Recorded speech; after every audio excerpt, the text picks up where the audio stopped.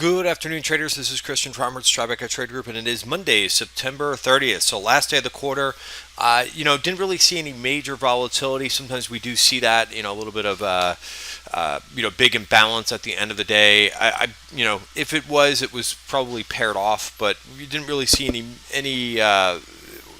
too many, I don't want to say any, but too many volatile moves at the end of the day. And for the most part, we were able to kind of hang on to the gains. Oh, first things first, I've got the disclaimer in front of you. Everything that we're going over in these videos is always for information purposes only, not giving out any advice or recommendations. So, and let's just get rid of that. So, I think today was fairly constructive. The price action from where we started when futures opened up, we consolidated around the top of value, and we managed to extend higher. And we really haven't so I would classify today, even though SPY finished up only up around 0.5%, was a little bit of a trending day, and those days have been few and far between. Right, we just don't see that many of those days, at least in the last couple weeks. So we regained some of this territory. Right, this is good. And basically, we'll see if we'll get some continuation for tomorrow, right? I think it's a good sign that we kind of closed close to the highs of the day using S&P futures rather than SPY, which is what I normally do. But let's go into, so this is the daily chart. Again, first one that we've kind of seen with a close on the highs in probably since all the way back here. So, we'll see if we can kind of extend a little bit. Tomorrow's the first of the month, so maybe we get a little bit of first of the month flows going into equities rather than bonds. We'll see how that works, but I would be on the look for that first day of the month flows. Usually, you see, I would say when we're not in a major trade war, we would see a good allocation going back into equities, but I think anything is the case right now. So let's go through. I went through the 5-minute.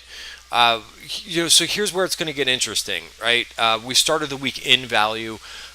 This is important. I go over a lot of charts and so forth, but I want to make sure I'm stressing the 1-hour chart because it really gave you a extremely good guide last week, and just in general, I think just looking at levels on the 1 hour using the market webs indicator has just really gave some great levels. And if you don't believe me, you could kind of look, right? A couple of weeks ago, we touched the bottom of value, and we basically, this was 2 weeks ago, we stayed in value all week while pressing to the bottom and to the high side as well. Last week, we didn't have any momentum to take us higher. We stalled right at the top of value. Once we broke value, we never really got back into the value area. So again, if you kind of bought the bottom last week, you knew where to kind of trim your longs, right at the bottom of value, and we went over this several times. So what is it showing? So that's the past, but I just wanted to kind of illustrate how well this 1 hour has been working. I kind of have to argue for this being taken out, even though it's still there. This got really close to being taken out. Let's see if it was on the SPY. I don't know if there was one for the SPY. Sometimes they don't line up. Yeah, it doesn't look like that lined up the exact same way. But for S&P futures, this got so close to being taken out. So where are we now? Well, we're going to have to get through 29.95. Right? That's going to be short-term resistance, right? And keep in mind, if I'm going over on the 1 hour chart, that means short-term support and resistance, not long-term stuff. But for the week, what you would want to see is basically if you're bullish for price to get out of the value area and above. And that's 29.90 and a half. Again, if you if you're long some things or if you bought a couple things today, be mindful of that resistance if we do hit that tomorrow, because again, you could see time and time again these act pretty well. And again, it doesn't have to be a barrier, but that's the way it's been acting. And maybe the first of the month flows will kind of get us there. All right, so that's just a quick update on S&P levels to watch. To the downside, of course, 29.62 to watch.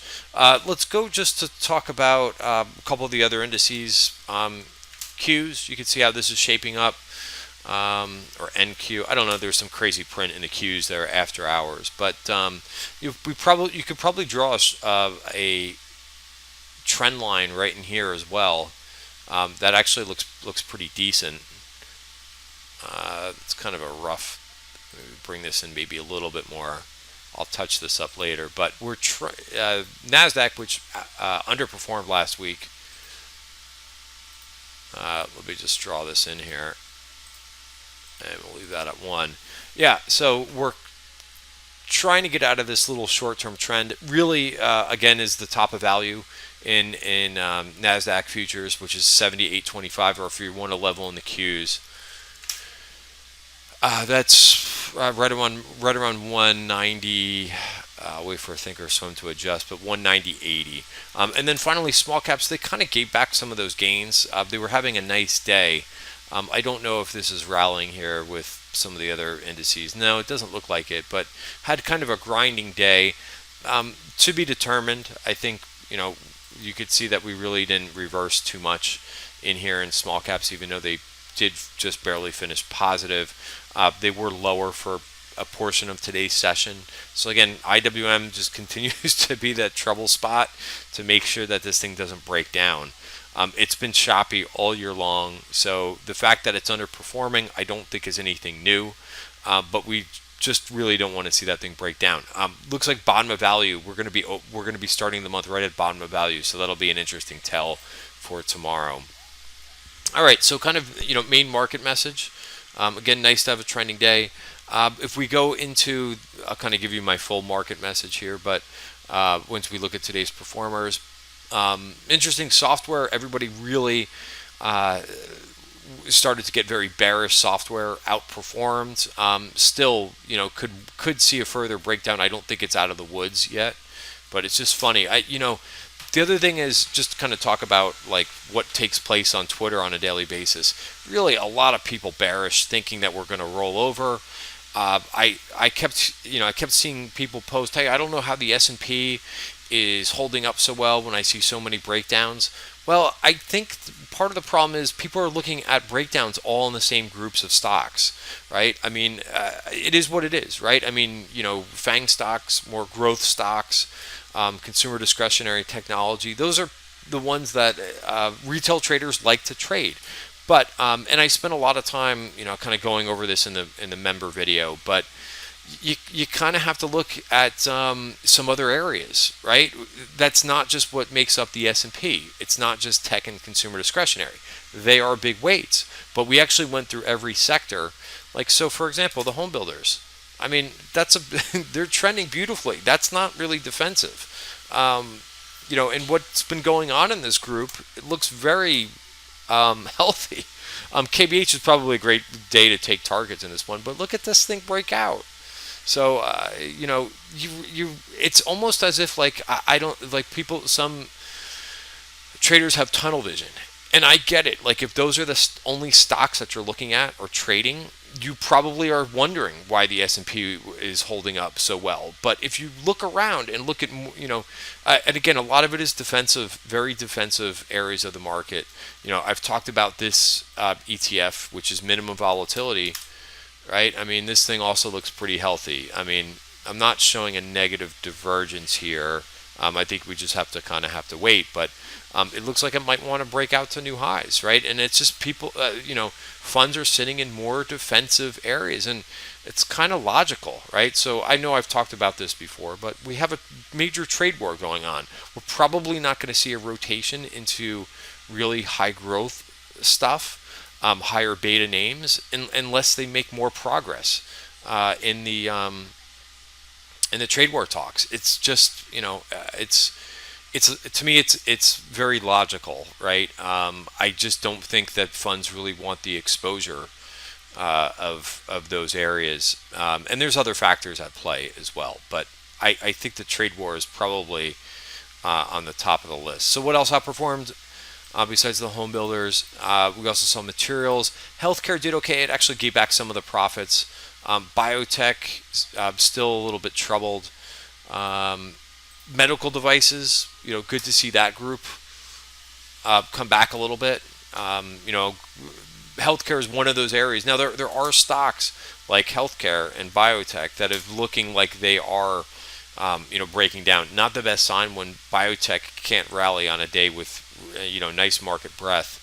So there are definitely, there's no doubt. I'm not saying that this is like full steam ahead in the market, because you see right in front of you, biotech just does not look healthy. So there are a lot of areas that, that are either vulnerable or are breaking down. It's just not every group, right? It's not across the board, and that's the point that I'm trying to make. And there are some things that are trending. You just have to, kind of be open to kind of looking at some other names. All right, so that's biotech and just kind of covered the day. Gold, so here's one of the issues, right? I try to do a little bit of point counterpoint. The dollar is continuing to move higher, right? So this is a negative. Like, this is probably, we're going to hear about the dollar strength, I would think, in the next, in the coming weeks when we have all the the next round of earnings that come out. So the dollar breaking out is not going to be good for a lot of multinational companies, and maybe healthcare has some implications about that. I think also healthcare is being driven by a little bit of politics as well. Not making any excuses there, but it just kind of is what it is. But I think that also played into both gold and silver. Gold is now breaking first major break below the 50-day moving average since when? Since May. It's been above. Here was where we took the 50-day moving average. So pretty interesting there. And of course silver following that as well. Silver first break of the 50-day moving average since around the same time frame. So interesting to see that. A lot of we've seen this before, kind of rally. Notice we did not make a new high here. And then just bonds. Bonds did pretty well today. I don't like to make predictions, but I think that if I had to guess here, and I would say use the 50-day moving average in the long bond. That's the long bond futures, but they might continue to kind of maybe move a little bit slower than they did here, but they might continue to grind higher, maybe check back a little bit. I think bonds are going to be a little bit choppier now that they're up as high as they are. That's just, again, my guess. How I would kind of continue to play the bonds is if, on the dip, on the dips, as long as they don't break that 50-day moving average. But this has not made a new high yet, so we'll just kind of have to keep an eye on this. And it may be for some time that we don't get a new high in the bonds. Who knows? We'll see. We'll have to keep an eye on that. And I think as well that'll be dependent on global yields. So a couple nice movers for me today was Abbott. Turning the corner, did not close on the highs. I would love to see if this could have a little bit of continuation and maybe get above the new value area, 84.53. Also, Lulu was a new name, started last week. Also did pretty well today, up 1.5%. So again, some baby steps. Some option activity that we saw. Bristol Myers, you probably heard me talk about Bristol Myers a couple times. I was on TD Ameritrade about 2 months ago. Maybe not 2 months ago, maybe about a month and a half ago, talking about Bristol Myers could get going. So again, I think a little bit of relative outperformance. Another one in this group I think is doing pretty well is AbbVie, but hitting the 200-day moving average. Merck also, on those major dip days, it looks like it gets bought. Option activity, a couple names that we saw today. Oops, let's go over here. A couple interesting names that we saw. What was the first one? DHI, which is in the tactical portfolio, which I took. Oh, Bristol Myers, we talked about that one. It was the June 60 calls. So further out positioning there. Microchip, these are January 95 calls. So basically this is, if you are not a member of Tribeca Trade Group, even if I'm not going to take the trade, what I try to do is give you a sense of what occurred on the tape and what the chart looks like. Again, I don't follow option activity. unless it's something for like short-term momentum, where I'm day trading a little bit. But for the most part, the chart has to agree with what I'm doing. So nice size trade there in microchip. I kind of gave a little bit of way to play one of the software names just for like a short-term trade. You've got support of 125.30. Another trade that I thought was interesting was FIS, right? So you could see. So again, I won't do this every video, but I just want to give people a glimpse of what it's like to be a member of Tribeca Trade Group. So this is one so this is nice because this one I will put on my watch list. I would like to see this get back above. There's quite a bit of consolidation there in Fidelity National Information (FIS). But what I'm looking for is a little bit of confirmation that we're going to get out of that chop consolidation the right way. So 134.56, that could be a level to watch. Or of course, what some people like to do is start a position and then kind of add to it once they get that confirmation. Notice that the new top evaluator is going to be right around that 50-day moving average. So I actually like this trade a lot. We also talked a little bit about AT&T. AT&T tends to run into their dividend. They've done that in the last couple quarters. So we've talked about that as well in the trading room today. And I think that's it. There's a couple other smaller trades that hit the tape. Some light went up November calls. A little bit more of SE. That looked like that was an opening trade. And so that's it. Kind of take these days one day at a time. I think we were setting up at least one day this week for a bounce. Hopefully we'll get a little bit of continuation. But again, I think just listening to Twitter and how many people, actually positioning to the short side and so forth, and being complete bearish. I think is one way that you can kind of use Twitter to your advantage. All right, guys. So we'll talk more tomorrow. What else are we doing tomorrow? Member chart forum, where we go over all of your charts and we dissect them using the Tribeca Trade Group Market Webs indicator, and we do that on multiple time frames. So that's tomorrow after the close. If you want to go through that with us, go ahead and sign up on our website, tribecatradegroup.com, under the Elite membership. We're also starting our new monthly contest. Right, every month we do a contest. The winner gets a free month of the trading room. We'll be heading in our picks for that. Everything gets kept in a spreadsheet, and I put that out a couple days every week. It's a monthly contest, so it's a buy and hold. But it's really nice, and we do find some nice trade ideas in there as well. All right, guys, have a great night. See you tomorrow.